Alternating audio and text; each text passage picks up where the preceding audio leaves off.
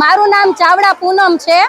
હું રૈયાધાર પાણીના ટાંકાવાળી આંગણવાડી છે ત્યાં હું વર્કર તરીકે મારી ભૂમિકા ભજવું છું। અમે 2 દિવસથી હડતાલ ઉપર છીએ, હજી કોઈ પણ જાતનો નિર્ણય આવતો નથી। અમારો હજી કાલે અંતિમ દિવસ છે। જો અમારે હજી આ 3 દિવસની અંદર નિર્ણય નહીં લેવાય તો અમારી હડતાલ આમ ચાલુ જ રહેશે। આખા રાજકોટ જિલ્લાની તમામ આંગણવાડીની બહેનો અહીંયા અમે લોકો ભેગા થઈએ છીએ। અમારી માંગ એટલી જ છે કે અમને સરકાર નવો મોબાઈલ આપે। અમે અમારા મોબાઈલમાં કામ કરીને અમારા મોબાઈલ હવે હેંગ થવા માંડ્યા છે, એપ્લિકેશન ચાલતી નથી। નવી એપ્લિકેશન ડાઉનલોડ કરવાની આવે, નવી એપ્લિકેશનમાં કામ કરવાનું આવે તો અમે ક્યાં સુધી આવી રીતે અમારું કામ કરે રાખશું?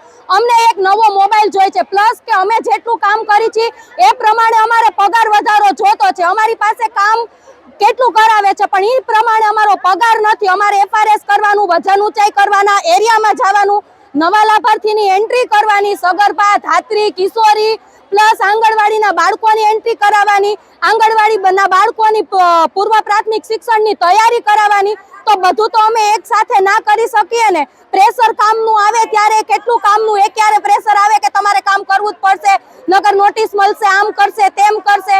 તો એટલું ઓછા પગારમાં અમારી પાસે કેટલું કામ કરાવે છે। પ્લસ કે આંગણવાડીમાં પાયો પાકો કરવા બાળકને મોકલતા હોય પણ અમારે કોઈ જાતની પ્રવૃત્તિ કે કાંઈ થતું જ નથી। અમે કરી જ નથી શકતા કેમ કે આખો દિવસ ફોનમાં જ ઓનલાઈન જ કામ કરવાનું હોય।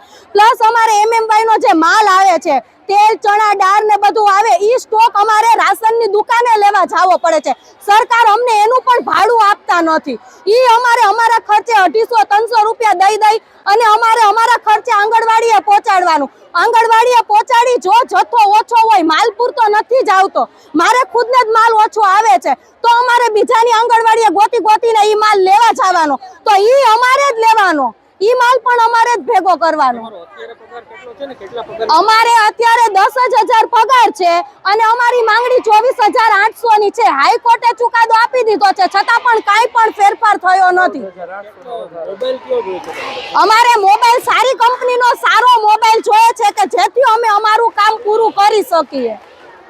રામાવત સોનલ ટી ક્યાંથી આવો છો ને તમારી નાની માટલી માગણીઓ છે છે કે જો એક તો હેરફર નથી અને ઓનલાઈનમાં કામગીરી આવે છે તો એવીટીમાં જે અમે ફોટો પાડીએ છીએ એમાં બાળકો હોય એટલા આવતા નથી। અને બીજું કારણ એ કે જે અમે એવીટીમાં ફોટો પાડવા જાય છીએ ને ત્યારે અમારે કલાક તો એમાં જ નીકળી જાય છે, તો અમે બાળકને એવું હેરફર ન હોય તો પૂર્વ પ્રાથમિક શિક્ષણ કઈ રીતે અમે આપી શકીએ?